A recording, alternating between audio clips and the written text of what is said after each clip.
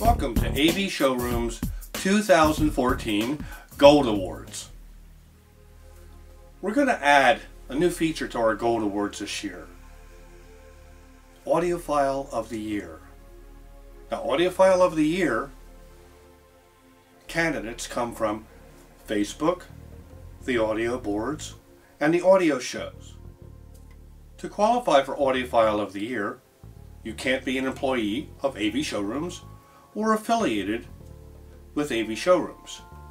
You cannot be in the industry as a manufacturer or distributor or dealer. So it's strictly for the viewer. It's strictly the audio enthusiast. And this year we have a great Audiophile of the Year. And wait till the end of the video till we finish our equipment awards.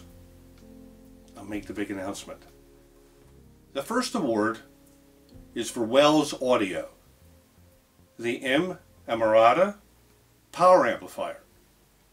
Kevin Olson said it's the best power amplifier he's ever had in his system. Now, I've noticed it at the shows over the past 2 years. I'm knocked out by the meter. The proprietor, Jeff Wells, says everybody loves a meter, and I can't help but agree. Kevin said it's made his system turn into a virtual sonic holodeck. Here, let's get a good look at that meter. Isn't that sharp? And folks, this is priced well under $10,000 for a reference class amplifier. Congratulations, Wells Audio, for the M. Amarata amplifier. Next, the most profound electronics I've heard yet in listening studio number 1. And these are solid state. The AudioNet Max amplifiers combined with the AudioNet Pre G2 preamplifier. Actually, it's a line stage. And then in conjunction with that, the AudioNet DNC. It's a network player. And DAC. But we're going to focus on the power amp and the preamp. It's engineered to give you the best attainable sound today. The hallmark of AudioNet is the holographic imaging. Images appear in a properly set up system around your head. I've never heard that with solid state before. It is simply extraordinary. The AudioNet Max amplifier puts out 400 watts per channel into 8 ohms. It's got ample power for most any loudspeaker on the market today. The sound of AudioNet is the sound of living voices in space. I went back and forth between several of my reference amplifiers, popped the AudioNet in, soundstage went whoosh. There's nothing like it. So, product of the year, perhaps product of the decade. AudioNet, made in Germany and available worldwide.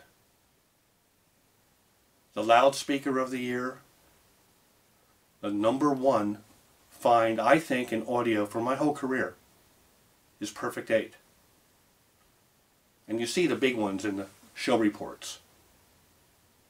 In fact, I was anxious to request a review sample, and I was disappointed when Jonas, one of the partners at Perfect 8, said, "Peter, we'd like you to review the cubes."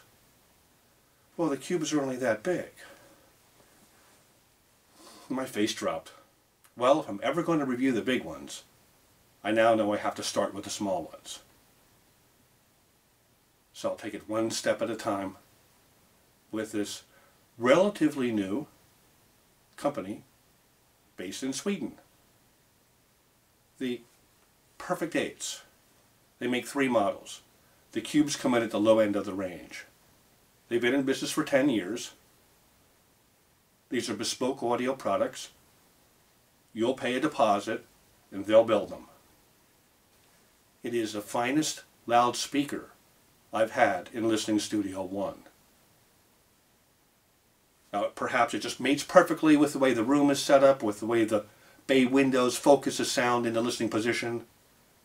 Perhaps it's the sidewall on one side and the reflective painting on the other side that bring it to life. But this is truly holographic imaging. It's exceptional layering.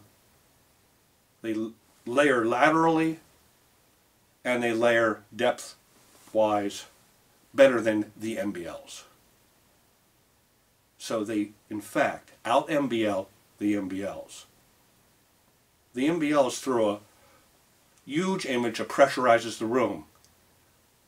Voices come from all over the room, but with the Perfect 8s, voices come from the individual pockets of an instrument during the recording, and it's launched with the correct phase.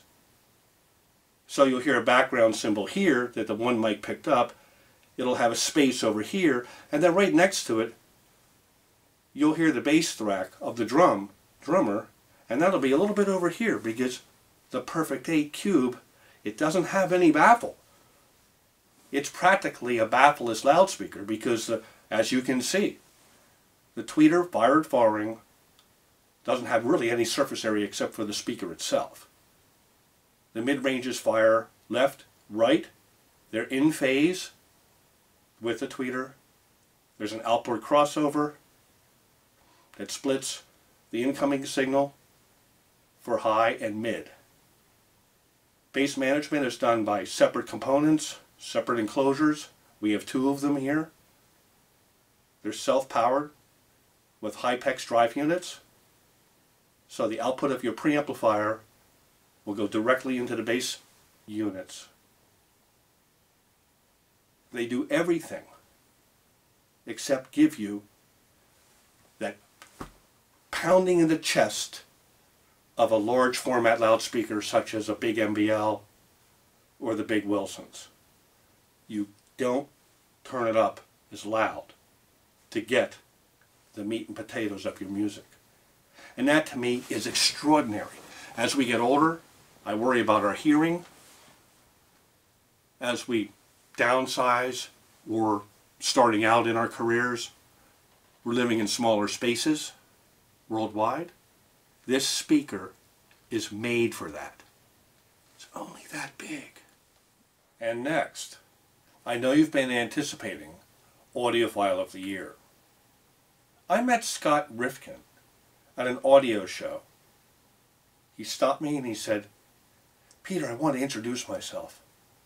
My name's Scott. Scott Rifkin." I said, "Scott, I know you. I've seen you on Facebook. I've seen you post on some of the audio boards. How are you?" And we had a pleasant conversation.